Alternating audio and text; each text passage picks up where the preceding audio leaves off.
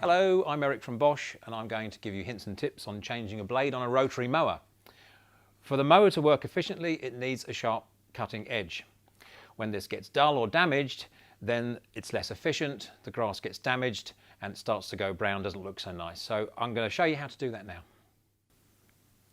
Okay, when you need to replace the blade, you're going to need to lock the spindle and stop the motor turning when you put the spanner onto the fixing bolt. So the tools you need will be a screwdriver like this, as long as it's the right diameter to go through this hole. You might need to look for that. This acts as a spindle lock and stops the blade and the motor turning when you apply the spanner. In this case, on this model, it's a 13mm spanner. You can use an adjustable if you wish, and the thread is conventional, so you turn the bolt anti-clockwise, okay, and remove the blade. So take the opportunity when the blade is out to clean the bowl and use some maintenance spray, and that helps you clean the mower next time.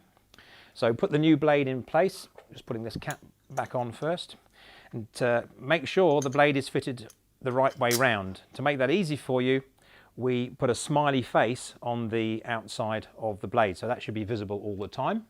Put a spot of lubricant onto the screw thread if you wish.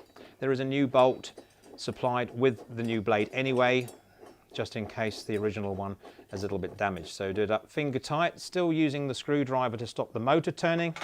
Put the spanner on and give it a little turn. Don't over tighten it, and you're ready to rock and roll.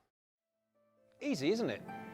If you'd like to learn more about Bosch Lawn and Garden Tools, visit www.bosch-garden.com.